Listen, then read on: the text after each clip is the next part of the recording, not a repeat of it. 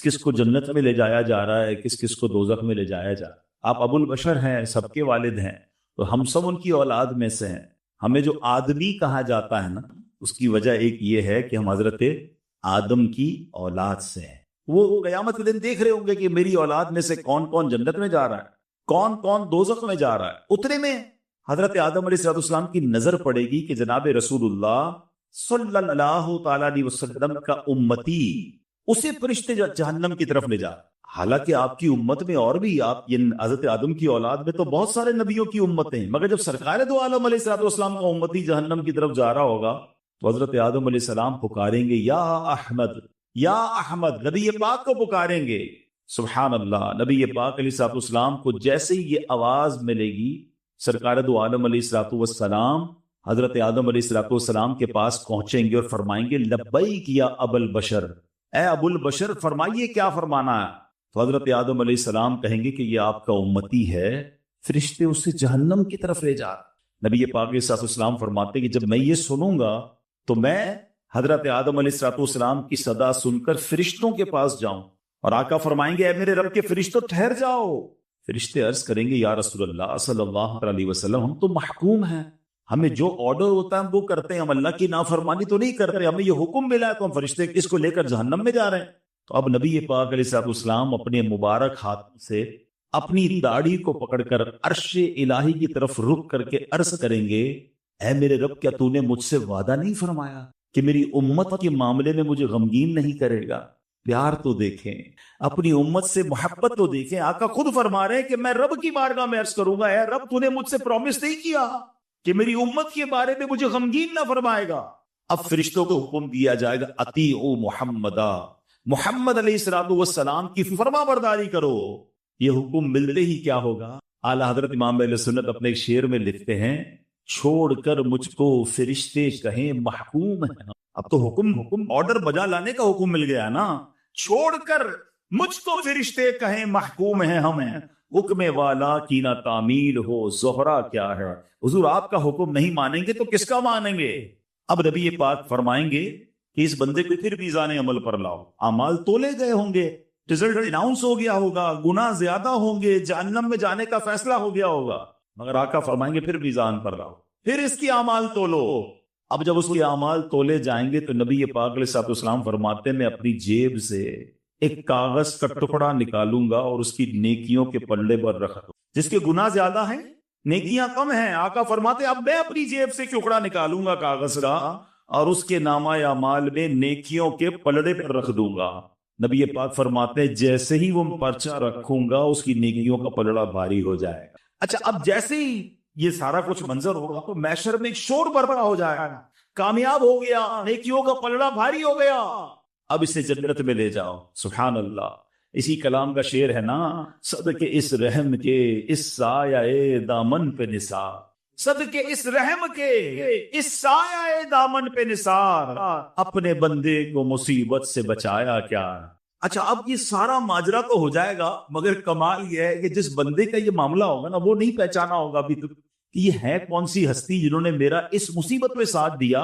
Order ہو چکا ہے، جہنم فرشتے لے جا رہے ہیں، انہوں نے آ کر انٹرسپٹ کیا، میری نیکیوں کا پلڑا بھاری کیا، میرا جنت کا آرڈر نکل آیا۔ اب کو فرشتے جب جنت کی طرف لے جائیں گے نا، کہ اگر رکو تو صحیح، مجھے پہلے ان سے ملنے تو دو، یہ ہے کتنی پیاری ہستی، اس مصیبت میں میرے کام آئے ہیں۔ سرکار دو عالم علیہ السلام کی بارگاہ میں حاضر ہو کر وہ شخص عرض کرے گا میرے ماں باپ آپ پر قربان، آپ کا چہرہ کتنا نورانی ہے، آپ کتنے حسین ہیں، آپ کیسے اعلیٰ اخلاق والے ہیں، آپ نے میرے آنسوؤں پر رحم کھایا ہے، میرے گناہ معاف کروائے ہیں۔ حضور اپنا تعارف تو کروائیے، آپ کون ہیں؟ اللہ اکبر۔ سرکار دو عالم علیہ السلام فرماتے ہیں میں اسے جواب دوں گا میں تیرا نبی محمد صلی اللہ تعالی علیہ وسلم ہوں، اور یہ وہ تیرا درود پاک ہے جو تو نے مجھ پر پڑھا تھا، میں نے آج ہی کے دن کے لیے تمہارے لیے سیو کر کے رکھا ہوا تھا۔ اللہ اکبر، اللہ اکبر۔ دو باتیں سیکھنے کو مل رہی اس حدیث میں، ایک کہ درود پاک کتنی کمال کی چیز ہے، یہ نیکیوں کا پلڑا بھاری بنانے والا عمل ہے، یہ اللہ کی رضا حاصل کرنے والا عمل ہے، اس سے بگڑے کام سنور جاتے ہیں۔ مگر انفارچونیٹلی پرابلم یہ ہے، کون سا ایسا بیان ہے، کون سی ایسی محفل ہے جس میں درود پاک کے فضائل بیان نہیں ہوتے، مگر اگر ہم دیکھیں تو یہاں بہت بڑی تعداد جو ہے پورا پورا دن گزر جاتا ہے ایک بار بھی درود نہیں پڑھا ہے، حالانکہ یہ کثرت سے پڑھنے والا وظیفہ ہے۔ اگر میں یہاں سے پوچھنا شروع کروں تو سب کا کوئی نہ کوئی پرابلم ہوگا، کوئی بیمار بیٹھا ہوگا، کوئی قرضے میں ہوگا، کوئی کسی ڈیفیکلٹی، کوئی کس پرابلم۔ سچی بات بتاؤں، ہر درد کی دوا ہے صلی علی محمد، ہر درد کی دوا ہے صلی علی محمد، تعویذ ہر بلا ہے صلی علی محمد صلی اللہ علیہ وسلم، مگر پڑھتے نہیں، سوشل میڈیا پر گھنٹوں گزارتے ہیں۔ پلیز آپ کر کے دیکھیں ایک بار، اب کسی بھی پرابلم میں نا ایک بار کر کے دیکھیں، آپ کثرت سے درود پاک پڑھنا شروع کر دیں، اپنی آنکھوں سے اپنی مصیبتیں حل ہوتے ہوئے دیکھیں گے، آپ کے شولڈر سے برڈن ریلیز ہوتے ہوئے آپ دیکھیں گے، آپ کے دماغ پر اگر کوئی ٹینشن ہے آپ اس پہ ریلیف ہوتا ہوا خود اپنی آنکھوں سے دیکھیں گے، آپ روزی میں برکت دیکھیں گے۔ یہ میں نہیں کہہ رہا، یہ نبی پاک کے فرمان ہیں، انہوں نے وعدے فرمائے ہیں، انہوں نے یہ حدیث ارشاد فرمائی ہیں، لیکن ہم نہ جانے کیوں درود پاک میں اس طرح انوالو نہیں ہوتے، اور پھر قیامت کے دن انشاءاللہ یہ ایک حدیث نہیں ہے، کئی حدیثوں کو اگر آپ پڑھیں، سرکار دو عالم علیہ السلام فرماتے تھے تم میں سے میرے سب سے زیادہ نزدیک قیامت کے دن وہ ہوگا جس نے مجھ پر سب سے زیادہ درود پڑے ہوئے، میرے حوض کوثر میں کچھ لوگ آئیں گے، حدیثوں کو خلاصہ پیش کر رہا ہوں، جن کو میں کثرت درود کی وجہ سے پہچان لوں گا، پیارے آقا انہیں پہچان لیں گے۔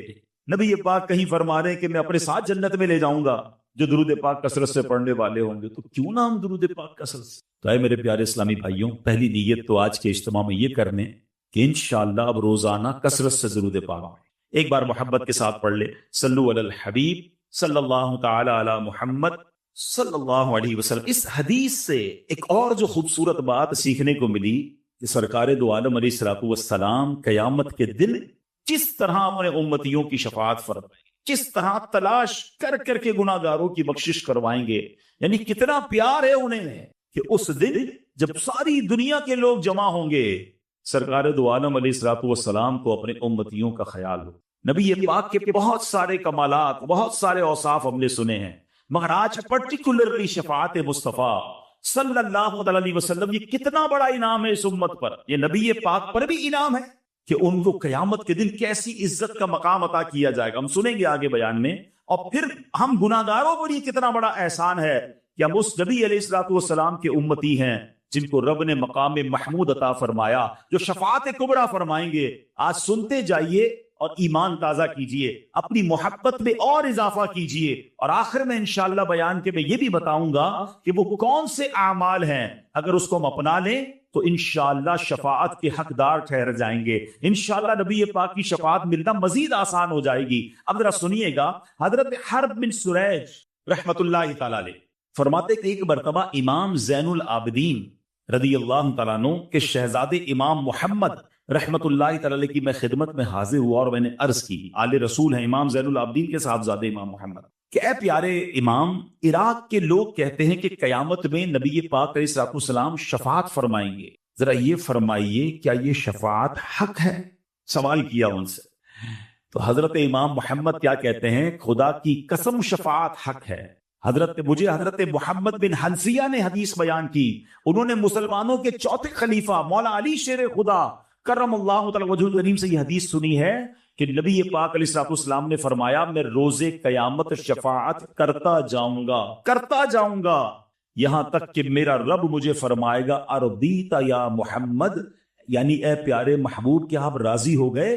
میں عرض کروں گا ربی ارضیت، اے میرے رب میں راضی ہو چکا۔ سبحان اللہ، یعنی نبی پاک کی رضا اللہ کو محبوب ہوگی، اور سبحان اللہ پھر آگے جو کمال کا جملہ ارشاد فرمایا نا، یہ سمجھیے اس بیان کا عطر ہے، اگر آپ اس کو اس ٹیسٹ کو لے لیں گے نا آپ کی روح بھی آج خوش ہو جائے گی۔ حضرت حرب بن سریج فرماتے ہیں کہ امام محمد نے یہ حدیث شریف سنانے کے بعد فرمایا، اے اہل عراق، کیا تم یہ سمجھتے ہو کہ قرآن کریم میں سب سے زیادہ امید دلانے والی یہ آیت؟ اگر میں اب آپ سب سے سوال کروں کہ قرآن کی وہ کون سی آیت ہے جو سب سے زیادہ امید دلاتی ہے، تو جنہوں نے کچھ قرآن ترجمے سے پڑھا ہے 99% وہ یہ جواب دیں گے کہ ایک آیت ہے جو گناہ گاروں کے لیے بڑی امید والی ہے، وہ کون سی ہے؟ لا تقنطوا من رحمت اللہ۔ اللہ فرماتا ہے اللہ کی رحمت سے مایوس نہ ہونا، بڑی امید ہے اس میں۔ مگر امام محمد کیا فرماتے ہیں؟ کہتے نہیں، ہمارے نزدیک یہ نئی آیت نہیں ہے، بلکہ ہم تمام اہل بیت کا یہ متفقہ فیصلہ کہ سب سے زیادہ امید دلانے والی قرآن کی آیت یہ ہے جس نے رب نے ارشاد فرمایا وَلَسَوْفَ يُعْطِيكَ رَبُّكَ فَتَرْضَىٰ، اے محبوب ہم قریب تمہیں اتنا عطا فرمائیں گے کہ تم راضی ہو جاؤ۔ اچھا بڑی کمال کی بات ہے، اس میں تو سرکار دو عالم علیہ الصلوۃ والسلام کو عطا کیا جا رہا ہے نا، اس میں ہمیں کیوں خوش ہونا ہے؟ امت کے لیے کیا انعام ہے؟ اللہ اپنے حبیب سے فرما رہا ہے وَلَسَوْفَ يُعْطِيكَ رَبُّكَ فَتَرْضَىٰ، اے محبوب ہم قریب تمہیں اتنا عطا فرمائیں گے کہ تم راضی ہو جاؤ گے۔ آپ کو پتہ ہے نبی پاک پر جب یہ آیت نازل ہوئی تو سرکار دو عالم علیہ السلام نے کیا فرمایا؟ آقا علیہ السلام نے اس کو فرمایا جب تک میرا ایک بھی امتی جہنم میں ہوا میں راضی نہیں ہوں گا۔ کہتے یہ آیت سب سے زیادہ امید دلانے والی ہے کہ رب نے اپنے حبیب کو راضی کرنے کا وعدہ فرمایا، اور حبیب پاک نے اپنی امت سے کیا وعدہ کر لیا کہ میں راضی نہیں ہوں گا جب تک میرا ایک ایک امتی جہنم سے باہر نہ نکال لوں۔ اے میرے پیارے اسلامی بھائیوں، اب ذرا غور کیجئے، دنیا میں اگر ہمیں کسی کو بلینک چیک دے دیا جائے کہ مانگے کیا مانگنا ہے، آفر کوئی کرے کہ بتاؤ کیا چلے، تو ہمیں تو شاید اپنے ہی لوگ یاد آئیں گے، اپنے گھر والے یاد آئیں گے، اپنے فیوچر پلانز یاد آئیں گے۔ اللہ نے گویا نبی پاک کو اس آیت میں بلینک چیک عطا فرمایا وَلَسَوْفَ يُعْطِيكَ رَبُّكَ فَتَرْضَىٰ، اے محبوب ان قریب تمہارا رب تمہیں اتنا دے گا کہ تم راضی ہو جاؤ گے۔ آقا اپنے لیے مانگتے، اپنی آل کے لیے، اپنی فیملی کے لیے۔ اے امتیوں، ہم سے کتنا پیار ہے، جب تک ایک بھی امتی جہنم میں ہوگا میں رب سے راضی نہیں ہوں گا، یعنی میں اس کو جہنم سے نکال لوں گا۔ اے میرے پیارے اسلامی بھائیوں، شفاعت کے بارے میں عقیدہ کیا ہونا چاہیے، یہ بڑا ضروری ہے۔ اپنا بلیف سمجھ لیں، ایز اے مسلم ہمارا شفاعت کے بارے میں ہمارا عقیدہ کیا ہونا چاہیے۔ یاد رکھیے کہ ہمارے پیارے آقا علیہ السلام قیامت کے دن شفاعت فرمائیں گے، آپ کی شفاعت قبول کی جائے گی، اس کا عقیدہ رکھنا یہ واجب ہے، ٹھیک ہے۔ شفاعت مصطفیٰ کا انکار کفر ہے۔ کیوں کفر ہے؟ کہ شفاعت کا جو انکاری ہے وہ قرآن کی آیتوں کا انکاری ہے، وہ حدیثوں کا انکاری ہے، کیونکہ قرآن میں واضح طور پر محبوب پاک کی شفاعت کا بیان ہے۔ اب میں چند قرآن پاک کی آیتیں اور چند حدیثیں بیان کرتا ہوں کہ کہاں کہاں نبی پاک کی شفاعت کا بیان ہے۔ ایک تو یہی آیت وَلَسَوْفَ يُعْطِيكَ رَبُّكَ فَتَرْضَىٰ، اے محبوب ان قریب تمہارا رب تمہیں اتنا دے گا کہ تم راضی ہو جاؤ گے۔ اور نبی پاک کا یہ فرمانا کہ جب تک ایک امتی بھی جہنم میں ہوا میں راضی نہ ہوں گا، یہ پہلی آیت۔ اب دوسری سنیے، اللہ کریم ارشاد فرماتا ہے 26ویں پارے میں سورہ محمد آیت نمبر 19، ارشاد ہوا وَاسْتَغْفِرْ لِذَنبِكَ وَلِلْمُؤْمِنِينَ وَالْمُؤْمِنَاتِ۔ آسان ترجمہ قرآن کنز العرفان، اور اے حبیب اپنے خاص غلاموں اور عام مسلمان مردوں اور عورتوں کے گناہوں کی معافی مانگو۔ اب ذرا غور کیجئے، معاف کرنے والا کون ہے؟ رب ہے۔ جس نے معاف کرنا ہے وہ خود ہی نبی پاک کو کیا فرما رہا ہے کہ اپنی امت کے لیے مجھ سے استغفار کر لو تاکہ میں ان سب کی بخشش فرما دوں۔ اب بتائیے کیا نبی پاک رب کا کوئی فرمان ٹال سکتے ہیں؟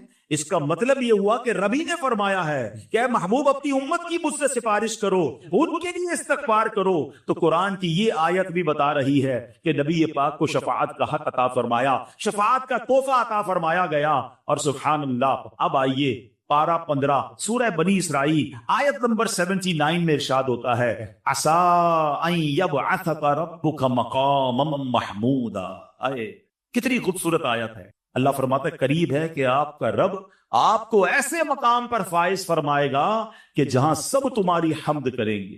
مقام محمود کیا ہے؟ نبی پاک سے ہی سوال کیا گیا کہ یا رسول اللہ مقام محمود کیا ہے؟ فرمایا ہوا الشفاعہ، وہ شفاعت ہے۔ سبحان اللہ، مقام محمود نبی پاک علیہ السلام کو جب عطا کیا جائے گا نا، وہ قیامت کے دن ایسا نرالا منظر ہوگا، اللہ اکبر۔ انشاءاللہ عاشقان رسول اس دن کے انتظار میں ہیں۔ سیدی اعلیٰ حضرت کہتے ہیں نا، عرش حق ہے مسند رفقت رسول اللہ کی، دیکھنی ہے حشر میں عزت رسول اللہ کی۔ خدا کی قسم اس دن نبی پاک کی عزت ساری دنیا دیکھے گی۔ اور یہ بھی یاد رکھیے گا کہ اس دن صرف مسلمان نہیں، غیر مسلم بھی مان جائیں گے۔ جو آج نبی پاک کی شفاعت کے منکر ہیں وہ بھی مان جائیں گے، کیونکہ رب نے انہیں مقام کیسا دینا ہے، وہ اپنی آنکھوں سے سب کچھ ہوتا ہوا دیکھ رہے ہوں گے، وہ مقام کیسا ہوگا۔ آئیے حدیث پاک کا خلاصہ سنیے اور ایمان تازہ کیجئے۔ نبی پاک کی خصوصیت یہ ہے کہ روز قیامت پیارے آقا علیہ السلام سب سے پہلے اپنے روضہ مبارک سے باہر تشریف لائیں گے۔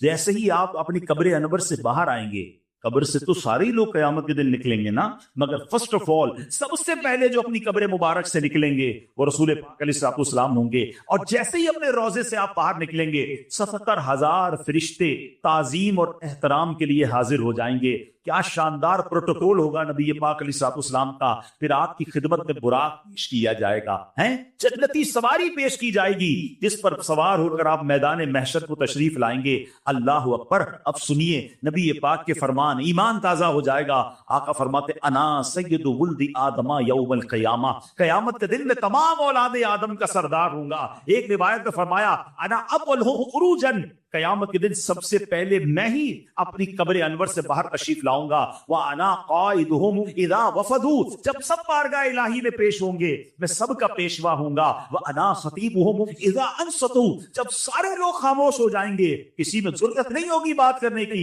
میں خطیب ہوں گا. وَأَنَا مُسْتَشْفِعُهُمْ إِذَا حُبِسُوا، جب انہیں روک لیا جائے گا حساب شروع نہیں ہو رہا ہوگا میں ان کی شفاعت کروں گا. وَأَنَا مُبَشِّرُهُمْ إِذَا جب سب مایوس ہوں گے میں انہیں خوشخبری سناؤں گا.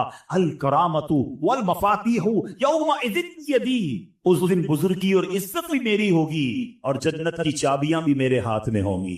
وانا اکرم ولد آدم علی ربی، اور میرے رب کریم کی بارگاہ میں تمام اولاد آدم سے بڑھ کر میری عزت ہوگی. فرمایا اس روز 1000 خادم میرے گرد اس طرح ہوں گے جیسے بکھرے ہوئے موتی ہوتے ہیں. حدیث پاک میں فرمایا بیدی لواء الحمد، قیامت کے دن حمد کا پرچم میرے ہاتھ میں ہوگا. تحت آدم ومن دونہ، حضرت آدم اور ان کی اولاد میں جو ہیں سب کے سب میرے اس پرچم کے نیچے ہوں گے. اللہ اکبر. اب ذرا غور کیجئے اللہ نے کیسا مقام عطا فرمایا ہوگا. یاد رکھیے جب یہ مقام محمود دیکھیں گے اپنے کو اپنے، پرائے بھی مانیں گے، مگر اس دن کا ماننا کام نہ آئے گا کہ اس دن تو وہ دیکھ کر مانیں گے نا. ارے ماننا آج ہے، عزت آج کرنی ہے، عقیدہ آج مضبوط کرنا ہے. یہی بات تو سیدی اعلیٰ حضرت لکھتے ہیں کہ آج لے ان کی پناہ، آج مدد مانگ ان سے، آج لے ان کی پناہ، آج مدد مانگ ان سے. پھر نہ مانیں گے قیامت میں اگر مان گیا. قیامت میں تو غیر مسلم بھی مان جائیں گے جب ایسا مقام دیکھیں گے. اب تصور کیجئے وہ کیسا دن ہوگا. زمین تانبے کی ہوگی، لوگ اپنے پسینے میں ڈبکیاں کھا رہے ہوں گے، انتظار ہوگا کہ ختم نہیں ہو رہا ہوگا. کبھی گرمی کے اندر ہمیں کوئی 5-10 منٹ باہر کھڑا کر دے اور کہے جناب 10 منٹ رکیے اور 10 منٹ بعد آئیے گا، وہ 10 منٹ نہیں کٹتے ہیں کیونکہ پسینے سے بندہ شرابور ہو جاتا ہے، بندہ فوراً کوئی سایہ ڈھونڈتا ہے. مگر اس دن اللہ کے عرش کے سوا کوئی سایہ نہ ہوگا. اب کیا ہوگا جب بہت گرمی لگے گی، بہت ٹائم گزر جائے گا تو اہل محشر آپس میں مشورہ کریں گے کہ کچھ تو کرو، کسی سے تو بات کرو، حساب کتاب ہی شروع ہو جائے. کھڑے کھڑے جناب گرمی میں سارے تھک گئے. اب جناب سب مل کر حضرت آدم علیہ السلام کے پاس جائیں. جب حضرت آدم کے پاس جائیں گے نا تو جا کر کہیں گے اے ابو البشر، آپ سب سے پہلے دنیا میں آئے، آپ اللہ کی بارگاہ میں سفارش کریں اور ہمارے اس مصیبت سے ہماری نجات دلائیں. کیا ہوگا؟ حضرت آدم کہیں گے نفسی نفسی اذهبوا الی غیری. آج جیسا رب نے غضب کیا ہے پہلے ایسا غضب کبھی نہ کیا ہوگا، کسی اور کے پاس جاؤ. یہ سارے محشر کے لوگ ڈھونڈتے ڈھونڈتے حضرت نوح علیہ السلام کے پاس پہنچیں گے. اے نوح، آپ آدم میں ثانی ہیں، آپ اللہ کی بارگاہ میں، آپ نجی اللہ ہیں، آپ اللہ کی بارگاہ میں ہماری سفارش کریں. آپ فرمائیں گے اذهبوا الی غیری نفسی نفسی. آج رب نے جیسا غضب کیا ایسا پہلے کبھی نہیں کیا. اہل محشر پھر تلاش کرتے ہوئے حضرت ابراہیم کے پاس آئیں گے. آپ تو خلیل اللہ ہیں، اللہ کے دوست ہیں، آپ اللہ سے عرض کریں. وہ بھی کہیں گے اذهبوا الی غیری. اس کے بعد حضرت عیسیٰ علیہ السلام کے پاس آئیں گے، وہ بھی منع کر دیں گے. آخر اہل محشر کہیں گے ہمیں کوئی راستہ تو بتا دیں، کوئی کلو تو دے دیں، ہم جائیں تو کس کے پاس جائیں. جب یہ سب گھوم پھر کر حضرت عیسیٰ کے پاس آئیں گے نا، حضرت عیسیٰ کہیں گے ایک ہی شخصیت ہے جو آج مدد کر سکتے، وہ اللہ کے آخری نبی ہیں، وہ رحمت للعالمین ہیں، جناب رسول اللہ صلی اللہ علیہ وسلم کے پاس چلے جاؤ، وہ تمہاری مدد کریں گے، ان کے ہاتھ میں شفاعت کا دروازہ ہے. اللہ اکبر. اب یہ اہل محشر جب حضرت جناب رسول اللہ صلی اللہ علیہ وسلم کے پاس آئیں گے تو میرے آقا علیہ السلام یہ نہ کہیں گے اذهبوا الی غیری. آقا فرمائیں گے انا لہا انا صاحبکم. آؤ میرے غلاموں، آج میں اسی دن کے لیے ہوں. سبحان اللہ. اسی منظر کو کس خوبصورت انداز میں مولانا حسن رضا خان صاحب لکھتے ہیں نا، وہ لکھتے ہیں کہیں گے اور نبی اذهبوا الی غیری، کہیں گے اور نبی اذهبوا الی غیری. میرے حضور کے لب پر انا لہا ہوگا، میرے حضور کے لب پر انا لہا ہوگا، دکھائی جائے گی محشر میں شان محبوبی کہ آپ ہی کی خوشی آپ کا کہا ہوگا۔ اب کیا ہوگا ذرا سنیے، نبی پاک کے پاس جب پہلے محشر پہنچیں گے نا تو اب نبی پاک سجدہ کریں گے۔ پہلے ذرا یہاں رک جائیں، ایک اور خوبصورت سوال، very beautiful question, relevant question دماغ میں آتا ہے کہ یہ حدیثوں کے ذریعے پتہ تو چل گیا کہ شفاعت تو نبی پاک نے کرنی ہے، آخری نبی علیہ السلام نے کرنی ہے، تو ہم تو نہیں جائیں گے پھر حضرت آدم کے پاس، ہم تو نہیں جائیں گے حضرت نوح کے پاس، ہم تو سارے مل کر پہلے ہی پہنچ جائیں گے۔ ہم نے KDA میں بیان سنا تھا، ہمیں پتا تھا حدیث میں یہی ہے کہ آخر میں جانا رسول پاک علیہ السلام کے پاس ہے، تو ہم ڈائریکٹ چلے جائیں گے۔ علماء کہتے ہیں ٹھیک ہے، حدیثوں میں یہ سارا تصور اور ساری بات بتا دی گئی ہے، مگر اس دن اہل محشر سارے ہی بھول جائیں گے، سب یہ کام کریں گے، اور اس کی ایک ریزن ہے، اس کی ایک وجہ ہے۔ اس کو ایک اور لاجک سے سمجھ لیں، ہم سب کو قبر کے سوالات پتہ ہیں اور سب کو جوابات بھی پتہ ہیں، اب بندہ بولے مسئلہ ہی کوئی نہیں، اب تو پیپر آؤٹ ہو گیا، مرنے کے بعد قبر میں جائیں گے، پوچھا جائے گا مر رب کا، میں کہہ دوں گا اللہ رب ہے، ماں دینوں کا کہوں گا اسلام دین ہے، ماں کنت تقول فی حق ھذا الرجل، جب پیارا سا چہرہ دکھایا جائے گا کہہ دوں گا یہ رسول اللہ، آسان ہو گیا نا، پیپر آؤٹ ہے، پھر کیسے فہموں گا؟ علماء کہتے ہیں حدیثوں میں سوال بھی بتا دیے، جواب بھی بتا دیے، مگر جواب وہی دے گا جس سے رب راضی ہوگا، جس کے اعمال اچھے ہوں گے، ورنہ وہ بھول جائے گا۔ تو یہ محشر کے دن یہ سارا پروٹوکول کیوں کیا گیا؟ اے ہائے، جب بات سمجھ رہا ہے نا، عشق کی گتھی سلجھ جائے تو بریلی کے تاجدار سلجھاتے۔ امام اہل سنت نے کمال کر دیا، ایک شعر میں سارا فلسفہ بیان کر دیا۔ وہ کہتے ہیں خلیل و نجی مسیح و صفی سبھی سے تہی کہیں بھی بنی، سب کے پاس گئے نا، کہیں بات بنی، حضرت ابراہیم کے پاس گئے، حضرت موسیٰ کے پاس گئے، حضرت عیسیٰ کے پاس گئے، حضرت آدم کے پاس گئے، اتنا گھومے، کوئی بات بنی کہ نہیں؟ خلیل و نجی مسیح و صفی سبھی سے تہی کہیں بھی بنی، یہ بے خبری یہ خلق پھری کہاں سے کہاں تمہارے لیے، یہ ساری خلق کو، یہ ساری مخلوق کو جو پھرایا گیا ہے، یہ حضور آپ کے لیے پھرایا گیا۔ اور کیوں پھرایا گیا؟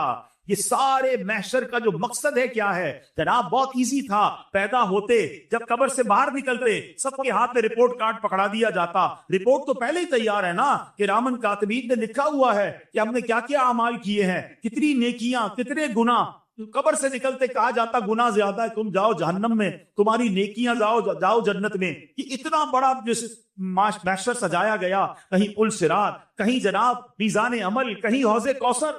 اللہ اکبر، سبحان اللہ۔ شاعر کہتے ہیں فقط اتنا سبب ہے انعقاد بزم محشر کا، there is only one reason، ایک ہی وجہ ہے یہ محشر کا میدان سجانے کے لیے، فقط اتنا سبب ہے انعقاد بزم محشر کا، آقا تمہاری شان محبوبی دکھائی جانے والی، بتانا ہے کہ میرے محبوب کا مرتبہ کیسا ہے، جس نے یہاں رسول پاک کی محبت کو دل میں تھاما، جس نے یہاں ان کی سچی غلامی اختیار کی، اس کی شفاعت ہونی ہے، اس کی مغفرت ہونی ہے۔ ساری زندگی نمازیں پڑھی، ساری زندگی روزے رکھے، مگر عشق رسول نے دل میں نہیں ہے، اس کا کچھ نہیں بننا ہے۔ جمعے کے خطبے میں ایک جملہ بار بار آپ نے سنا ہے، شاید ہزاروں بار سنا ہوگا، الا لا ایمان لمن لا محبت الا، الا لا ایمان لمن لا محبت الا، سنا ہے نا؟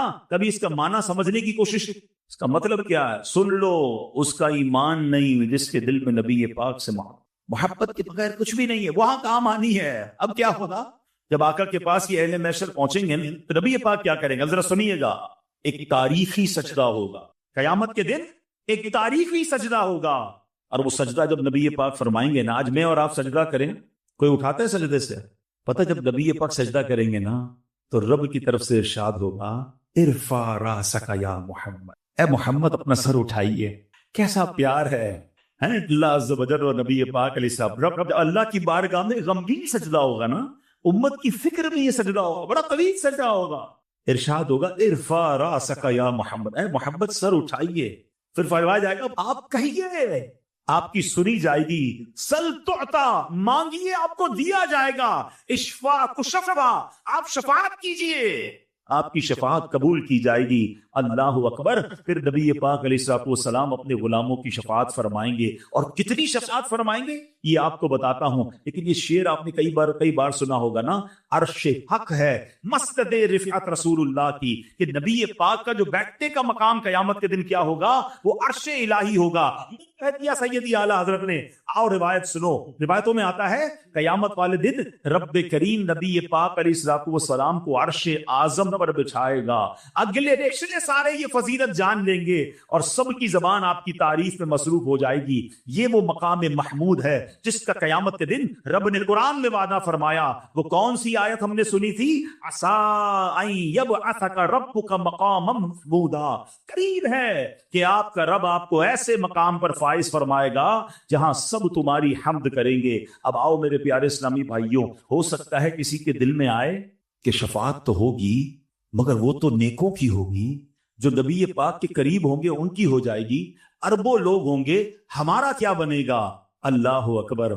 ऐसे ही नहीं, नबी पाक हमारे इतने प्यारे आका हैं, ऐसे उम्मत के गमखार हैं, ऐसे फिक्रमंद हैं। सुनो, नबी पाक अलैहिस्सलाम फरमाते, मुझे दो बातें, मुझे इख्तियार दिया गया कि दो बातें हैं, ऑप्शन दिया कि या तो आपकी आधी उम्मत को जन्नत में दाखिल कर दिया जाए या आप शफाअत ले लें। सुनिएगा हदीस में, there were two options, या तो हाफ ऑफ योर उम्मत विल गो इन जन्ना, आपकी आधी उम्मत बख्श दी जाए, या आप शफाअत ले लें। नबी पाक फरमाते, मैंने शफाअत को हासिल कर लिया क्योंकि वो उससे ज्यादा बरकत वाली है, उसमें गुंजाइश ज्यादा है, यानी मैं अपनी सारी की सारी उम्मत को बख्शवा लूंगा। एक और जगह नबी पाक अलैहिस्सलाम फरमाते हैं, शफाअती लिल हालिकीन मिन उम्मती, शफाअत मेरी उम्मत के उन लोगों के लिए है जिन्हें गुनाहों ने हलाक कर दिया। मेरे आका गुनाहगारों को तलाश कर करके शफाअत फरमाएंगे। सुभान अल्लाह। मौलाना हसन रजा खान साहब इसी की हैसियत को बयान करते हैं ना,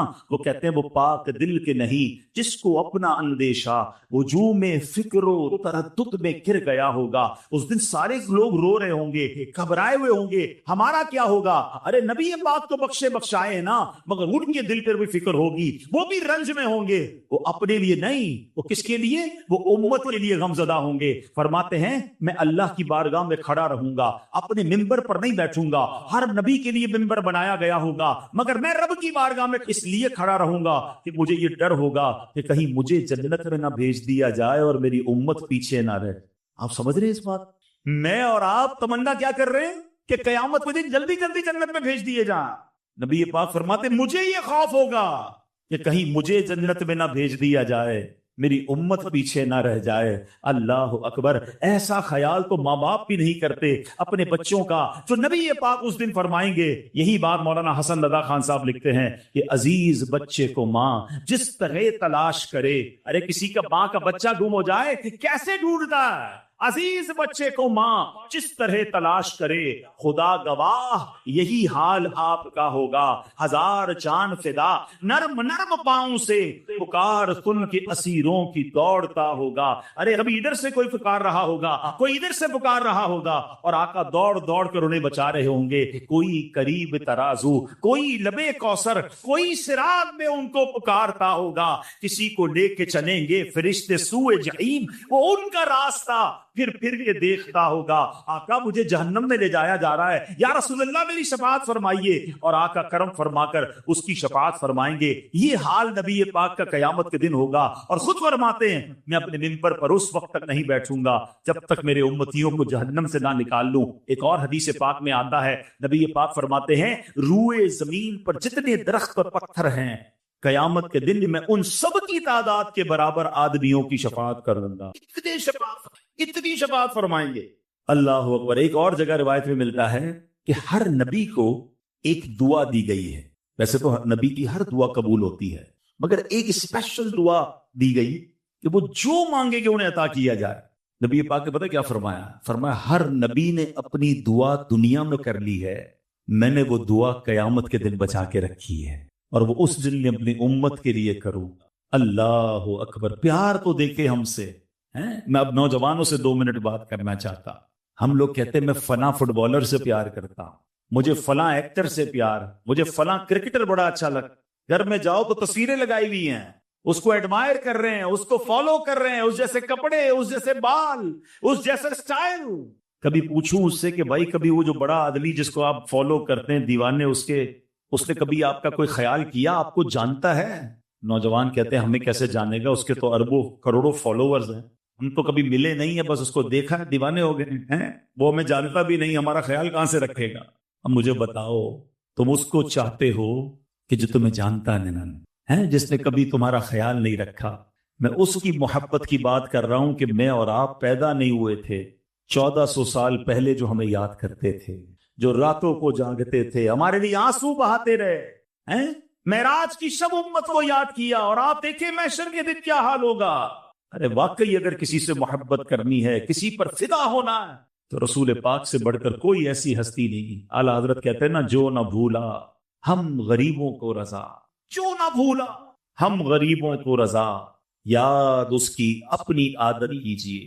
اب آئیے، باتیں تو بہت ساری ہیں، مگر اب میں کچھ وہ اعمال بتا حدیثوں کے ذریعے جس کے بارے میں نبی پاک نے فرمایا کہ یہ عمل کرنے والے کو میری شفاعت ملے گی. شفاعت حاصل کرنی ہے نا، تو کچھ ایسا بننے کی بھی تو کوشش کریں. پیارے آقا فرماتے قال لا الہ الا اللہ خالصا من قلبہ. ایک دن نبی پاک سے حضرت ابو ہریرہ نے پوچھا، یا رسول اللہ قیامت کے دن آپ کی شفاعت کی سعادت کون پائے گا؟ کون آپ کی شفاعت حاصل کر سکتا؟ کتنا خوبصورت جواب دیا، قال لا الہ الا اللہ خالصا من قلبہ. فرمایا جس نے دلی اخلاص کے ساتھ کلمہ طیبہ پڑھا ہوگا وہ شفاعت کا حقدار ہے. مبارک ہو، ہم سب مسلمان ہیں، مگر اب ایمان کی حفاظت بھی کرنی ہے. ہاں، یہ ون وے ٹریفک نہیں ہے. The most growing religion on earth, اس وقت دنیا میں سب سے تیزی سے اسلام پھیل رہا ہے. لیکن ایک بات یاد رکھیے کہ ایسا نہیں ہے کہ کوئی مسلمان اسلام سے پھر نہیں سکتا. قرآن کیا کہتا ہے؟ یا ایھا الذین آمنوا اتقوا اللہ حق تقاتہ ولا تموتن الا وانتم مسلمون. اے ایمان والو، اللہ سے ڈرو جیسا کہ ڈرنے کا حق ہے، اور مت مرنا نہیں مگر مسلمان. دیر از اے بگ کوسچن. شروع میں کہا جا رہا ہے ایمان والو، تو ایمان والا تو موت پہ مرے گا. ہمارا تو کانسیپٹ یہی ہے نا کہ بھائی مسلمان ہو گیا، اب کیا ہے، اب تو انشاءاللہ ایمان کے ساتھ جائیں گے. نہیں، قرآن اب وارن کر رہا، ولا تموتن الا وانتم مسلمون، مت مرنا مگر مسلمان. It means there is some type of doubt کہ ایمان مرنے سے پہلے چھینا جا سکتا ہے. آپ کو پتا ہے سرکار دو عالم علیہ الصلوۃ والسلام کے صدقے ہمیں ایمان ملا ہے. نعت میں پڑھتے نا، تیرے صدقے میں آقا سارے جہاں کو دین ملا. مگر وہ کیا دعا کرتے؟ یا مقلب القلوب ثبت قلبی علی دینک. اے دلوں کو پھیرنے والے، میرے دل کو اپنے دین پر ثابت قدمی عطا فرما. تو پلیز دو باتیں کرنی، ایک تو ایمان کی فکر کرنی، ایمان کی حفاظت کے لیے دعا کرے. کچھ تھوڑی سی فکر، آپ کی قیمتی گاڑی ہے، قیمتی موبائل ہے، قیمتی اشیاء ہے، اس کی حفاظت کی فکر کرتے ہو. سب سے زیادہ قیمتی کیا ہے میرے اور آپ کے پیٹ؟ وہ ایمان ہو. اور ایمان بہت سارے طریقوں سے چھن سکتا. ایک تو یہی ہے کہ بندہ دعا کرے. اس کی وجہ کیا ہے کہ ہمارا سب سے بڑا دشمن کون؟ قرآن کہتا ہے اِنَّهُ لَكُمْ عَدُوٌّ مُّبِينٌ. شیطان اوپن اینیمی. قرآن کہتا ہے شیطان پتہ کیا چاہتا ہے؟ الٹیمیٹ گول شیطان کا کیا ہے کہ وہ تو جہنم میں جائے گا، بے ایمان ہے. وہ چاہتا ہے میں ان کا بھی ایمان کسی طرح چھین لوں اور یہ بھی میرے ساتھ جہنم میں جائے. تو اب اس کے پلانز ہیں، اس پلانز کو سمجھنا ہوگا. برے خاتمے کے اسباب میں علماء کہتے ہیں بری صحبت، گناہوں کی تکرار، بار بار ہر وقت گناہ کرتے رہنا. حدیث پاک میں آتا ہے جب بندہ ایک گناہ کرتا ہے اس کے دل پر ایک سیاہ ڈاٹ لگ جاتا ہے، دوسرا کرتا ہے، پھر تیسرا کرتا ہے، پھر ایک ڈاٹ، کرتے کرتے کرتے پورا دل ہی سیاہ ہو جاتا. اب اس پر ہدایت کی کوئی بات اثر نہیں کرتی. ایسے بھی کئی لوگ ہوتے جب بھی دین کی بات کرو انہیں الجھن شروع ہو جاتی، چڑ آتی ہے. قرآن کی بات کرو، حدیث کی بات کرو، برا لگتا ہے. وہ کہیں بیٹھتی دین کی محفل میں، چیک کرو کہیں دل تو سیاہ نہیں ہو گیا، کیونکہ دل سیاہ ہو گیا تو شیطان کا اٹیک کامیاب ہو سکتا ہے، ایمان چھین سکتا. دوسرا پرابلم جو ایمان چھین سکتا ہے وہ کفریہ کلمات ہو. اب باقاعدہ پلان کیا ہے شیطان نے. ہمارے بچوں کو پتا نہیں ہے، ہمارے نوجوانوں کو پتا نہیں ہے. فلمی گانوں میں کفریہ کلمے ڈال دیے، کامیڈی شو کے اندر عجیب عجیب سے چٹکلے آ رہے ہیں جس میں کبھی جنت کا مذاق، کبھی دوزخ کا مذاق، جہنم کے عذاب کا مذاق اڑایا جا رہا ہے. ہم تو جہنم میں جائیں گے، معاذ اللہ کہ وہاں فلاں لوگ بھی ہوں گے. یعنی آپ کو اس طرح ہنسایا جا رہا ہے اور لوگ ہنس بھی رہے ہیں، اس کو ریپیٹ بھی کر رہے ہیں، حالانکہ یہ نہیں پتا. ان تمام چیزوں میں ہماری ایک لمٹ ہے. ہم اس لمٹ کو کراس کریں تو دائرہ اسلام سے خارج ہو سکتے ہیں. تو ہمیں ان تمام چیزوں کا علم، بری صحبتوں سے بچنا ہے. بولتے سے پہلے خیال کرنا. ہر جگہ بولنا نہیں ہوتا, ہر بات میں آپ اپنی لب کشائی نہیں کر سکتے. بہرحال یہ ٹاپک تو بہت لمبا ہے, لیکن میں ایک مشورہ دے دیتا ہوں, پھر آگے ٹاپک پر آتا ہوں. ایک کتاب میں آپ کو سجیسٹ کرتا ہوں, one of the beautiful book on that subject, بلکہ میں کہوں کہ صدیوں میں ایسی کتاب نہیں لکھی گئی ہے. اللہ سلامت رکھے امیر اہل سنت, فاؤنڈر آف دعوت اسلامی, مولانا الیاس قادری صاحب کو کتاب کا نام ہے کفریہ کلمات کے بارے میں سوال و جواب. آپ بلیو کریں, ایک بار اس کتاب کو پڑھ لیں, کہتے نا ذہن کی کھڑکیاں کھل جائیں گی کہ یار یہ جملے تو مذاق میں کہہ رہے ہوتے ہیں, ہم تو دوستوں میں بیٹھے ہی کہہ رہے ہوتے ہیں, ہمیں پتہ ہی نہیں ہے. مگر وہ جملے بعض اوقات زبان سے نکلتے ہیں جو بندے کو ایمان سے خارج کر, یہ شاکی پلان کر کے داخل کیے گئے ہماری گفتگو میں, ہمارے محاوروں میں, ہمارے جناب فلموں ڈراموں کے اندر.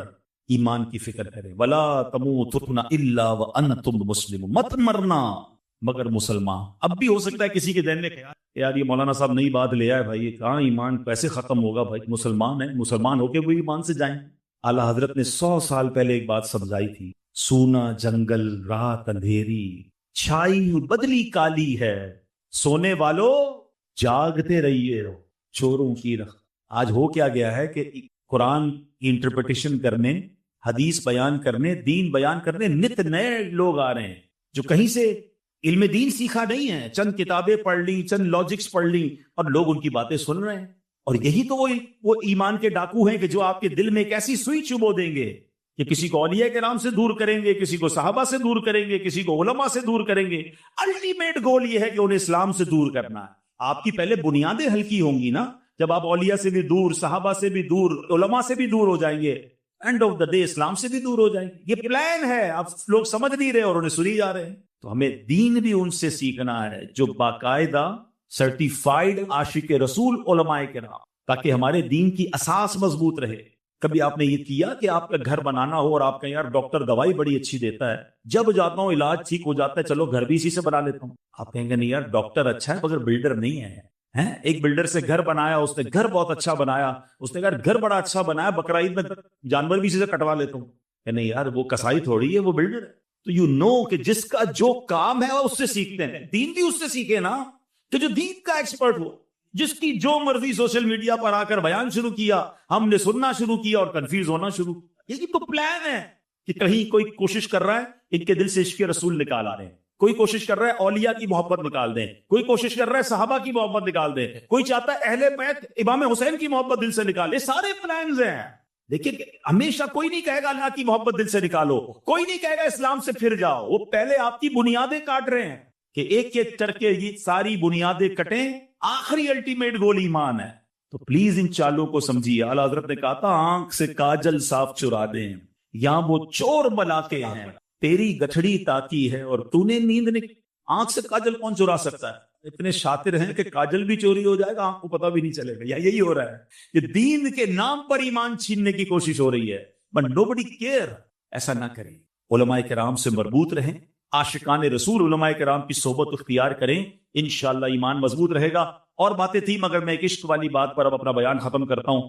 شفاعت حاصل کرنی ہے نا, وہ ایک ایسی جگہ ہے جہاں چلے جاؤ شفاعت واجب ہو جائے. آقا فرماتے من زار قبری وجبت لہو شفاعتی, جس نے میرے روضے کی زیارت کی اس پر میری شفاعت واجب ہو جائے.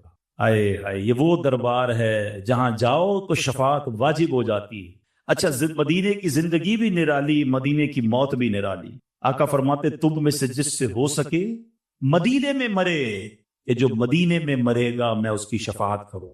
ادھر کی موت بھی نرالی. اعلیٰ حضرت کہتے ہیں نا طیبہ میں مر کے ٹھنڈے چلے جاؤ آنکھیں بند, سیدھی سڑک یہ شہر شفاعت نگر کی ہے. تو مدینے جایا, اور یاد رکھیے اس کی تڑپ رکھیے, اس کی دعا کیجئے, اس کی التجا کیجئے. اگر کوئی مجھے غریب سن رہا ہے نا, اب دل میں یہ خیال آ رہا ہے کہ یار مدینے تو امیر جا سکتے ہیں, اتنے سارے پیسے, پاسپورٹ, ٹکٹ, تو یہ آپ کی بھول ہے. مدینہ پیسے سے نہیں جاتا.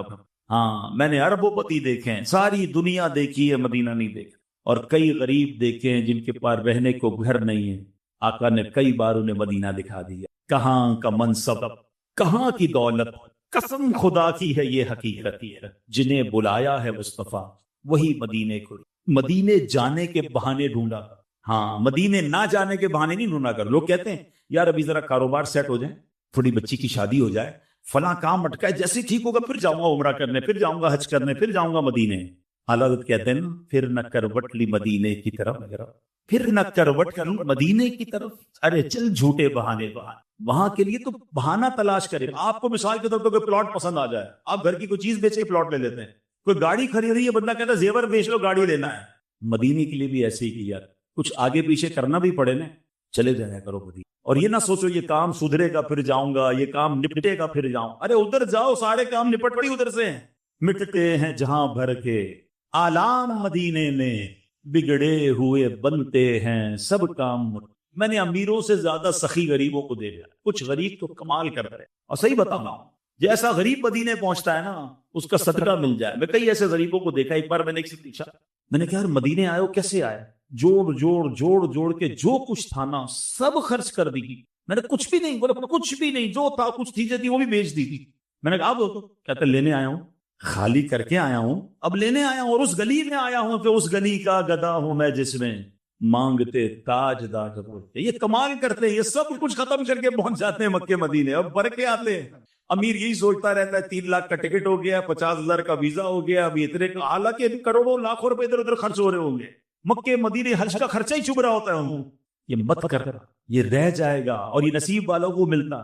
شوق پیدا کرے دل میں، ایسا شوق آ جائے کہ زندگی کا سب سے بڑا شوق یہی بن جائے. وہ پنجابی شاعر کہتے ہیں نا، مینو شوق مدینے چاون دا، میرے دل وچ حسرت ہور آقا تے مرضی ساڈا تے کوئی زور نہیں، ہمارا کوئی زور نہیں. کروڑوں روپے ہوں آپ کے پاس، اگر بلاوا نہیں تو نہیں جا سکتے. بس مانگتے رہیں، عرض کرتے رہیں. اور خدا کی قسم دنیا میں کئی شہر ہیں جو آپ 2 4 5 بار کے بعد دیکھنا نہیں چاہتے. بندے کی فیوریٹ جگہ بھی ہونا، بندہ کہتا دیکھ لیا یار اب کہیں اور چلو. کتنی بار جائیں اس ملک میں، کتنی بار جائیں اس شہر میں. مگر مدینہ وہ شہر ہے کہ 1000 بار دیکھے جی نہیں بھرتا. بلکہ سچی بات ہی، جس نے جتنا دیکھا ہے نا وہ اتنا تڑپ رہا ہے. نہ دیکھنے والا بھی تڑپ رہا ہے، دیکھنے والا زیادہ تڑپ. شربت دید نے ایک آگ لگائی دل میں ہوئی، تپش دل کو بڑھایا ہے بجھانے میں. کیسی گلیاں اور کیسی فضائیں. صحابہ نے تو نبی پاک کی خوشبو سونگھی تھی. آقا کے جسم سے بش سے زیادہ خوشبو پیاری آتی تھی. اور صحابہ کرام گلی کے کنارے کھڑے ہو کر پہچان لیتے تھے کہ نبی پاک یہاں سے گزرے ہیں. مگر سچی بات یہ ہے 1450 سال ہو گئے کسی عاشق رسول کی آنکھوں پر پٹی باندھیں، ہاں اس کو مدینے لے جائیں، بتائیں نا کہاں لے جا رہے ہیں. اگر وائرس نہیں ہے نا ناک میں، پہلے آئے کووڈ وائرس، سونگنے کی صلاحیت ختم ہو گئی تھی. اگر اب بھی کچھ لوگوں کے عجیب عجیب وائرس ہوتے ہیں. عشق رسول ہے، اگر عشق رسول ہے تو پھر کیا ہوگا؟ آنکھوں پہ پٹی باندھ کر مدینے لے جائیں، وہ بتائے گا. عرصہ ہوا طیبہ کی گلیوں سے وہ گزرے ہیں. اتنا عرصہ، more than 1400 years of. عرصہ ہوا طیبہ کی گلیوں سے وہ گزرے ہیں، اس بھی گلیوں میں خوشبو ہے پسینے. آج بھی مدینے کی گلیاں بتا رہی ہیں کہ کس کا مسکن ہے، کس کا شہر ہے.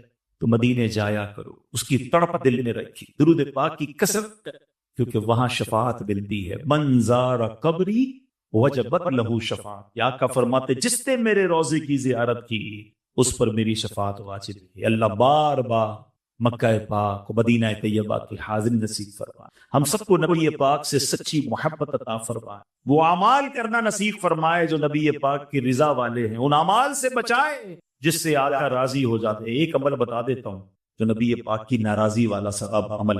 آقا فرماتے فمن رغب عن سنتی فلیس منی. جس نے میری سنت سے منہ موڑا وہ مجھ سے نہیں.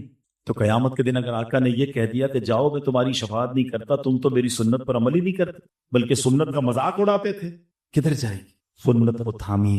الحمدللہ آج کے دور میں ایک ایسا ماحول ہے جہاں ہر قدم پر سنت کی بات کی جاتی ہے. سنتوں بھرا اجتماع، سنتوں بھرا بیان، سنتوں بھرا ماحول، سنتوں بھرا مدنی قافلہ. دعوت اسلامی والے آپ کو قدر قدر اور سنتوں کی باتیں کرتے نظر آتے. تو آئیے اس ماحول سے وابستہ دعوت اسلامی کے مرکز فیضان مدینہ آتے جاتے رہا کریں.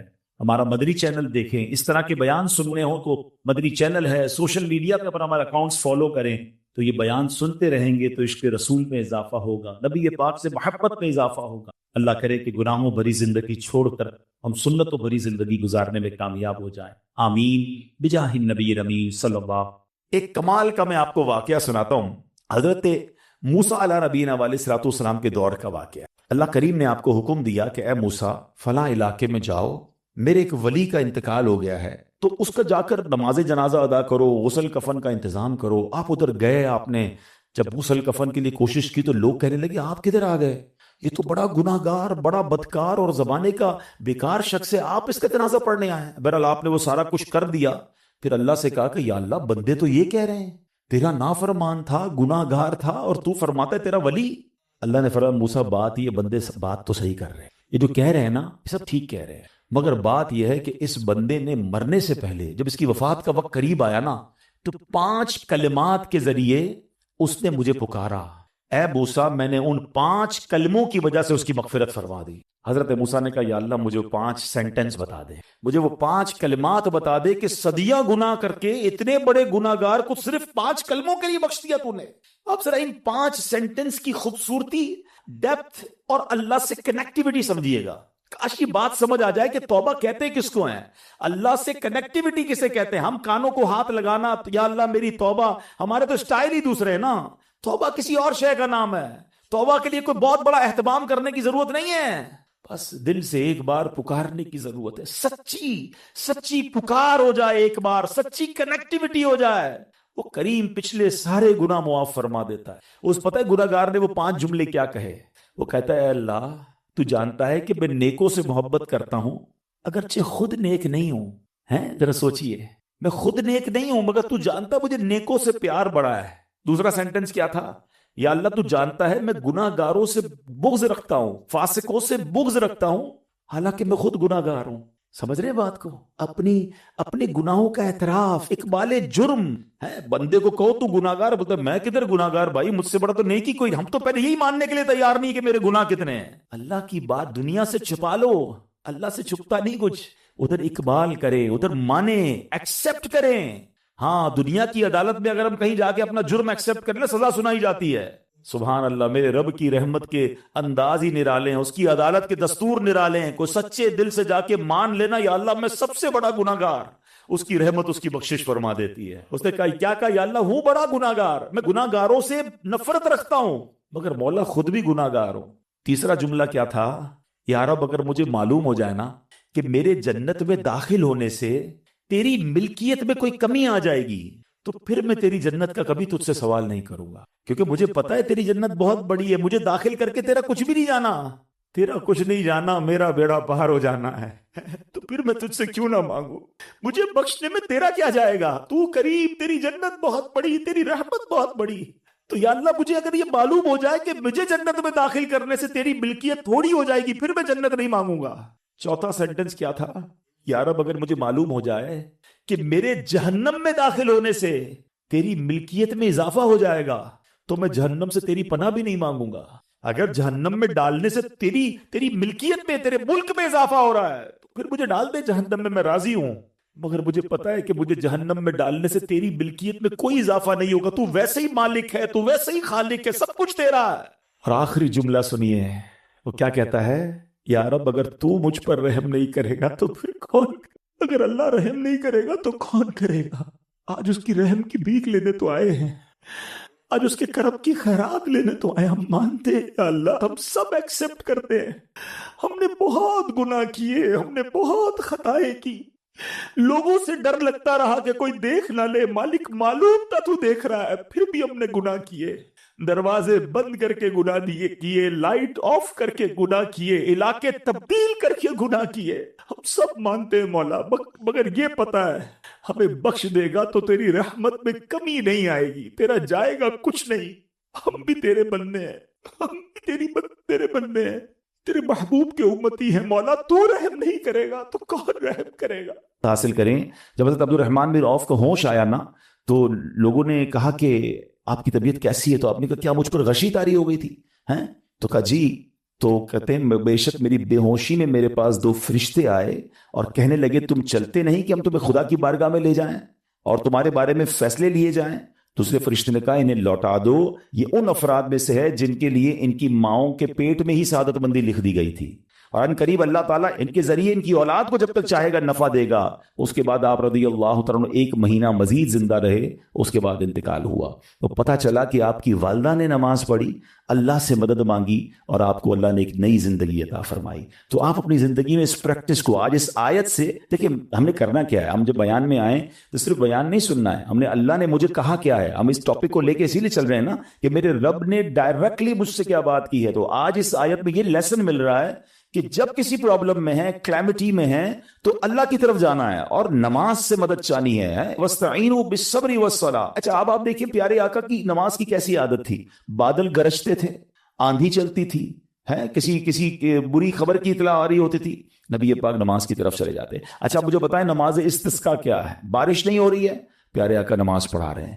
سورج گہن ہو رہا ہے، نبی پاک نماز پڑھا رہے ہیں۔ چاند گہن ہو رہا ہے، پیارے آقا نماز کی طرف، یعنی کس قدر اللہ کی طرف رجوع ہے۔ And whenever anything bad happen یا گوئنگ ٹو بیڈ ہیپن، ہونے والی لگ رہی ہے، کچھ بڑا ہونے والا ہے، ہمیں بھی تو خبریں آ رہی ہوتی ہے نا کہ بھائی کل بہت شدید بارش ہوگی، اللہ نہ کرے کوئی اور بری خبر ایکسپیکٹیشن ہے، آپ کو کاروبار میں کوئی ایسی خبر آنے کا ڈر ہے، یا آپ کی کوئی شپمنٹ جاری ہے، واٹ ایور آپ چاہتے ہیں ہر چیز بہتر ہو جائے۔ قرآن نے فارمولا دیا نا، وَاسْتَعِينُوا بِالصَّبْرِ وَالصَّلَاةِ، اللہ نے ڈائریکٹلی مجھے اور آپ کو کہا ہے۔ تو from now on words make your practice کہ میں نے انشاءاللہ نماز سے مدد لینی، اور آپ اپنی آنکھوں سے دیکھیں، اور آپ اللہ سے عرض بھی کریں کہ اللہ تو نہیں قرآن میں کہا مدد لے، میں نے کھڑا ہو گیا نماز کے لیے، تو نماز سے آپ نے مدد لینی ہے۔ اچھا اب اس کے بعد آیت کا جو سیکنڈ پارٹ ہے کہ صبر سے بھی مدد لینی ہے، اور آگے کیا فرمایا؟ ان اللہ مع الصابرین، اللہ صابروں کے ساتھ ہے۔ سبحان اللہ، اس کا مطلب یہ ہوا کہ اللہ تعالیٰ اپنے علم و قدرت کے ساتھ ویسے تو ہر کسی کے ساتھ ہے، لیکن یہاں صبر کرنے والوں کا خاص ذکر اس لیے ہوا تاکہ انہیں معلوم ہو جائے کہ اللہ تعالیٰ ان کی مشکلات کو دور فرما دے گا، مگر کرنا کیا ہے؟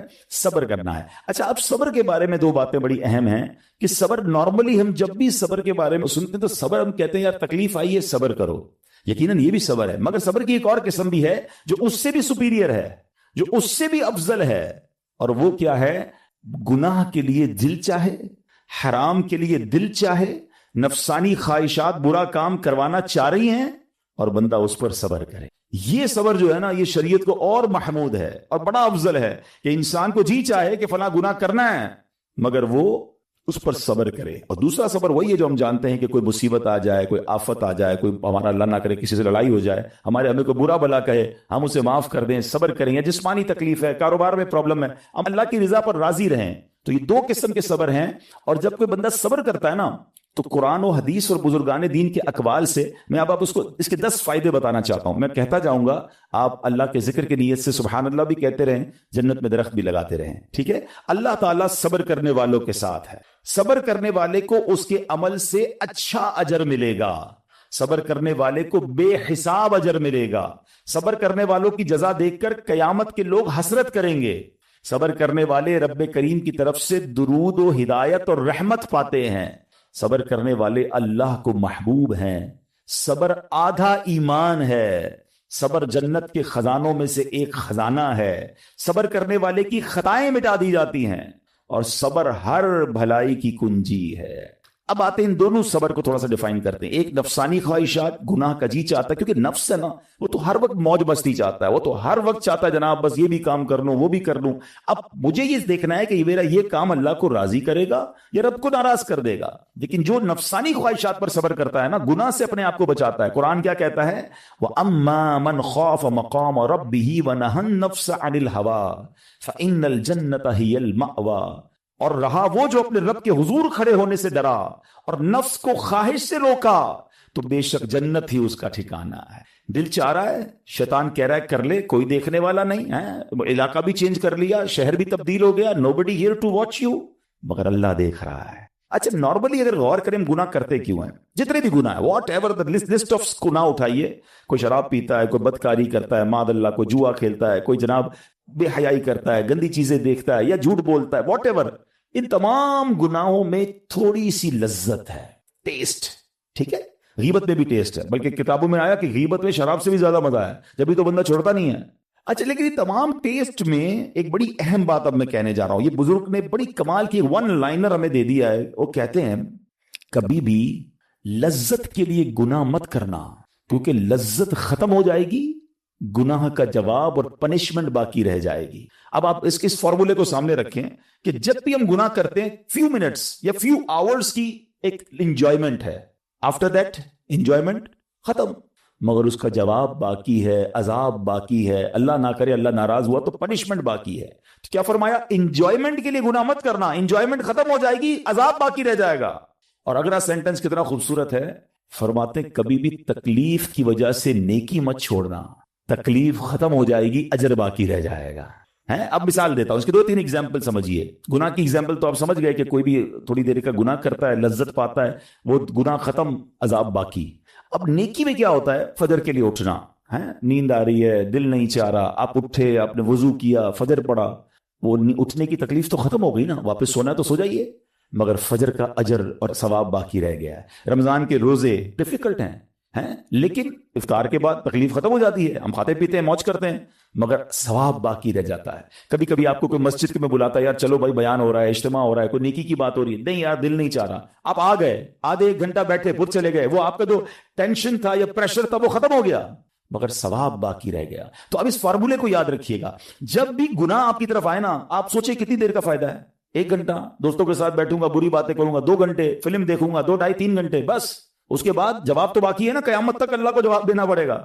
نہیں یار مجھے انجوائمنٹ کے لیے گناہ نہیں کرنا. اور جب کوئی نیکی کا کام آئے اور آپ کو لگے یار دل نہیں چاہ رہا, مزہ نہیں آ رہا, بوریت ہوگی, چھوڑنا یار, تو بندہ سوچے کتنی دیر کی نیکی ہے, آدھے گھنٹے کی, 1 گھنٹے کی, بس 2 گھنٹے کی, اور ثواب باقی رہ جائے گا. Let's do it. اگر یہ بات سمجھ آ گئی نا آپ کو, تو انشاءاللہ دیکھیے گا گناہ سے بچنا اور نیکیاں کرنا آسان ہو جائے گا. تو کیا فرمایا قرآن نے کہ جس نے اپنے نفس کو روکا, کیا خوبصورت آیت ہے, وَأَمَّا مَنْ خَافَ مَقَامَ رَبِّهِ وَنَهَى النَّفْسَ عَنِ الْهَوَىٰ, اور رہا وہ جو اپنے رب کے حضور کھڑے ہونے سے ڈرا اور نفس کو خواہش سے روکا, تو بے شک جنت ہی اس کا ٹھکانہ ہے. اور ایک اور جگہ کمال سے فرمایا وَلِمَنْ خَافَ مَقَامَ رَبِّهِ جَنَّتَانِ, مبارک ہو ان کو جو اللہ سے ڈرتے ہیں نا, صبر کرتے ہیں, گناہ نہیں کرتے, رک جاتے ہیں.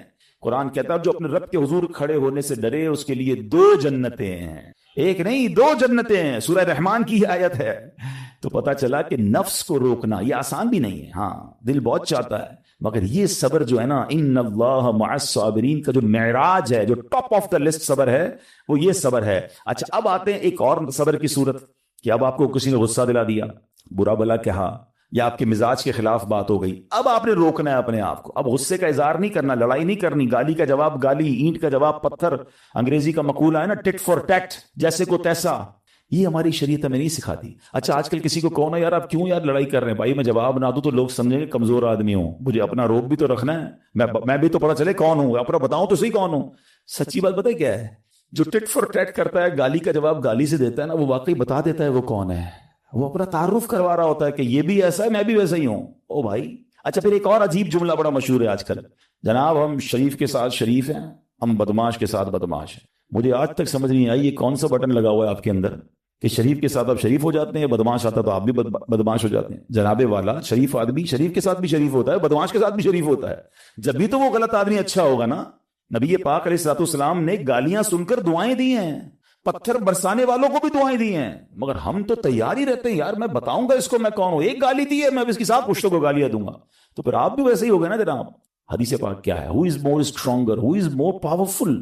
اللہ کے حبیب علیہ الصلوۃ والسلام فرماتے ہیں کہ بہادر وہ نہیں, یہ بخاری شریف کی حدیث ہے, بہادر وہ نہیں جو پہلوان اور دوسرے کو پچھاڑ دے, بلکہ بہادر وہ ہے جو غصے کے وقت اپنے آپ کو قابو میں رکھے. اصل بہادری یہ ہے. تو اگر آپ نے واقعی صبر سے مدد لینی ہے, ان اللہ مع الصابرین کا مجدہ لینا ہے, تو بدلے نہیں لینا ہے, معاف کرنا ہے. ذرا مل کر میرے ساتھ شب قدر کی دعا دہرائیے گا, اللہم انک عفو کریم تحب العفو فاعف عنی, اللہم انک عفو کریم تحب العفو فاعف عنی, اللہم انک عفو کریم تحب العفو فاعف عنی. What is the meaning؟ اس دعا کا معنی کیا ہے؟ اللہم انک عفو, اے اللہ تو معاف کرنے والا ہے, تو حب العفو، معافی کو پسند کرتا ہے، فاعفو عنی، اللہ مجھے بھی معاف کر دے۔ ہم کیا کہہ رہے ہیں اللہ سے؟ اللہ مجھے معاف کر دے اور میرے سارے اگلے پچھلے گناہ معاف کر دے، مگر دیر از اے کوسچن، آپ نے معاف کر دیا سب کو؟ بندہ کہتا نہیں، میں تو انتظار میں بیٹھا ہوں، میں تو موقع کی تلاش میں، بس موقع ملے پھر بتاؤں گا میں کون ہوں، ہاتھ میں آ نہیں رہا بندہ، ٹرائی کر رہا ہوں کسی جگہ آ جائے، بس کوئی اس کے پیسے ویسے آ جائیں، کوئی اس کا معاملہ میرے پاس آ جائے، بس پھر دیکھو کیا کرتا ہوں۔ بیٹھے اس انتظار میں بیٹھے بہت سارے لوگ، کمال ہے یار، یعنی دشمنیاں پالی ہوئی ہیں، رشتہ داریاں کاٹی ہوئی ہیں، دوستوں کے پاس جا نہیں رہے ہیں، میاں بیوی میں لڑائی ہے، ایک سوری کے لیے بیوی گھر بیٹھی ہے، وہ کہتی شوہر سوری کہتے تو میں آ جاؤں گی، شوہر کہتا ہے بیوی معافی مانگ لے تو میں لے آؤں گا۔ ارے بھائی کوئی بھی آگے بڑھ کے معافی پکڑ لو بھائی، اللہ سے معافیاں مانگ رہے ہو، بندوں کو معاف کرنے کے لیے کوئی تیار نہیں ہے۔ مجھے خود بتائے نا یہ کیسی دعا ہے کہ اللہ تو مجھے معاف کر دے، میں نے کسی کو معاف نہیں کرنا، یہ بنتی ہے دعا؟ اللہ سے پتہ ہے کیا کہیں کہ اللہ میں نے بندہ ہو کر تیرے سارے بندوں کو معاف کر دیا ہے، تو سب سے بڑا معاف کرنے والا ہے نا، اللہ تو بھی مجھے معاف کر دے۔ Look at the way to talk, یہ مزہ ہے نا بات کرنے کا، پھر دعا کرنے کا لطف بھی آئے گا آپ کو۔ تو دشمنیاں نہ رکھیں، غصے پر قابو پائیں، معاف کریں۔ ایک حدیث سن لیجئے، لرزا دیتی ہے، ڈرا دیتی ہے۔ اللہ کے نبی علیہ الصلوۃ والسلام فرماتے ہیں جو رحم نہیں کرتا اس پر رحم نہیں کیا جاتا، حدیث کا خلاصہ ہے، اور جو معاف نہیں کرتا اسے معاف نہیں کیا جاتا۔ اب بتائیے ہم معاف کرتے ہیں؟ ہم رحم کرتے ہیں؟ ہم کہتے ہیں اللہ ہم پر رحم کرے، ہم کسی پر رحم نہ کریں، نہیں ہوگا رحم، پہلے اپنے اندر تو لائیے یہ باتیں۔ اب ایک آیت سنیے گا اس کے تحت ایک واقعہ، اور پھر میں بیان کو کنکلوڈ کرتا ہوں۔ اللہ کریم ارشاد فرماتا ہے الذین ينفقون فی السراء والضراء والکاظمین الغیظ والعافین عن الناس واللہ یحب المحسنین۔ قرآن میں رب فرماتا ہے جو خوشحالی اور تنگ دستی میں اللہ کی راہ میں خرچ کرتے ہیں۔ یہ بڑی خوبصورت بات ہے، یہ غریب اسلامی بھائیوں کے لیے بھی مدنی پھول ہے۔ امیر تو خرچ کرتا ہے نارملی، غریب خرچ نہیں کرتا اللہ کی راہ میں۔ ہمارے قبلہ مفتی قاسم صاحب نے تفسیر قرآن صراط الجنان میں ایک بڑی پیاری بات لکھی۔ آپ کہتے ہیں پوری دنیا کے امیروں کا سروے کر لینا، ان کی جو پیسے بڑھنے کی ایک وجہ یہ بھی ہوتی ہے کہ وہ کہیں نہ کہیں چیریٹی کر رہے ہوتے ہیں، مدد کر رہے ہوتے ہیں، وہ مدد اور وہ نیکی ان کے پیسے بڑھا رہی ہوتی ہے۔ اور پوری دنیا کے غریبوں کا سروے کریں تو ان میں سے بڑی تعداد وہ جو خرچ ہی نہیں کرتی ہے اللہ کی راہ میں۔ کہتے ہیں ہم کیا خرچ کریں، ہم تو غریب ہیں، ہم پر لوگ خرچ کریں۔ میں آپ کو فارمولہ دے رہا ہوں اور یہ قرآن سے دے رہا ہوں، جو تنگی میں بھی اللہ کی راہ میں خرچ کرتے ہیں، جو خوشحالی میں بھی خرچ کرتے ہیں۔ آپ تنگی میں آپ روپیہ خرچ کریں، یہ نہیں کہتے آپ 10,000 روپے خرچ کریں، جتنی آپ کی حیثیت۔ یہ کاروبار ہے، آپ 1 روپیہ دیں گے اور آئے گا، آپ 10 روپے دیں گے اور آپ کسی نہ کسی نیکی کے کام میں خرچ کرتے رہیں، آپ غربت سے باہر آ جائیں گے۔ If you want to take out yourself from that problem، آپ آئے اللہ کی راہ میں خرچ کرنا شروع کریں۔ قرآن کہہ رہا ہے کہ جو تنگی اور خوشحالی میں اللہ کی راہ میں خرچ کرتے ہیں۔ اور اگلا پارٹ کتنا خوبصورت ہے، فرمایا والکاظمین الغیظ والعافین عن الناس، فرمایا اور غصہ پینے والے اور لوگوں سے درگزر کرنے والے۔ انعام کیا ہے؟ واللہ یحب المحسنین، اور اللہ نیک لوگوں سے محبت فرماتا ہے۔ اور پھر ہاں زندگی میں کلیمٹیز، پرابلم، بیماریاں، مشکلیں، قرآن خود کہتا ہے کہ من قریب تمہیں آزمائیں گے، کبھی بیماری آئے گی، کبھی بھوک آئے گی، کبھی مال کم ہو جائیں گے، کبھی ڈسٹربنس آئے گی، خوف آ جائے گا، تو بی ریڈی فار دیٹ، صبر کرنا ہے، کیونکہ اللہ نے فرمایا وبشر الصابرین، صبر کرنے والوں کے لیے خوشخبری ہے۔ تو اللہ کرے کہ یہ بات ہمیں سمجھ آ جائے اور ہم اس آیت پر عمل کرنے والے بن جائیں تو زندگی بڑی آسان ہو جائے گی۔ یہاں ایک میں عقیدے کی بات بھی کلیریفائی کر دوں، کچھ لوگوں کو بعض اوقات کنفیوژن ہوتی ہے یا لوگ کنفیوژن کریٹ کرتے ہیں۔ مجھے ایک بات بتائیے گا کہ اللہ کیا کہہ رہا ہے، وَاسْتَعِينُوا بِالصَّبْرِ وَالصَّلَاةِ، اے ایمان والو صبر سے اور نماز سے مدد چاہو۔ کیا صبر اور نماز خدا ہیں؟ بتائیے، نہیں ہے نا، اللہ تو نہیں ہے۔ ہم صبر اور نماز کی عبادت تو نہیں کرتے۔ تو جب قرآن کہہ رہا ہے کہ صبر اور نماز سے مدد مانگو، تو غیر اللہ سے مدد مانگنے کا درس تو ہمیں قرآن دے رہا ہے۔ تو اس کا مطلب یہ ہوا کہ اللہ کے سوا کسی چیز سے یا کسی شخصیت سے مدد لینے کا مقصد یہ نہیں ہوتا کہ ہم اس کی عبادت کر رہے ہیں۔ اگر آج کے دور میں کوئی اللہ کے نبی سے کہتا ہے کہ یا رسول اللہ انظر حالنا، یا بھر دو جولی میری یا رسول اللہ، تو یہاں کوئی شرک کی بات نہیں ہے، کیونکہ یہاں یہ نیت نہیں ہے کہ ہم ان کو خدا مان رہے ہیں، یا یہ بھی نیت نہیں ہے۔ ایک عقیدہ کلیئر کر دیتا ہوں، پوری دنیا میں عاشقان رسول کا یہی عقیدہ ہے کہ کوئی نبی، کوئی صحابی، کوئی ولی اپنی طرف سے کسی کو کچھ نہیں دے سکتا، وہ سب رب کے محتاج ہیں۔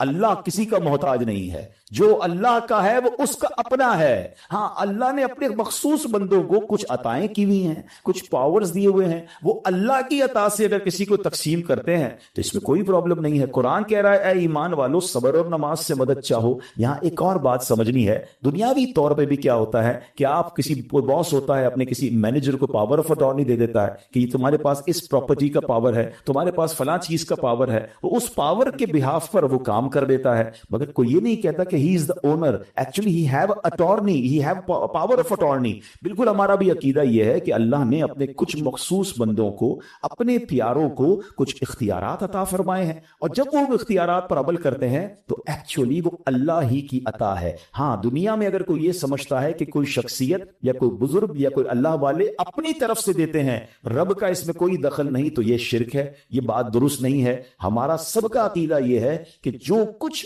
دنیا میں اگر کسی ولی، نبی، صحابی کے پاس ہے وہ رب کا دیا ہوا ہے، رب کی عطا ہے، رب ان کو دیتا ہے، رب تو کوئی نہیں دیتا، رب کے پاس جو کچھ ہے وہ اس کا اپنا ہے۔ تو یہ کانسیپٹ بھی کلیئر ہوتا ہے قرآن پاک کی اس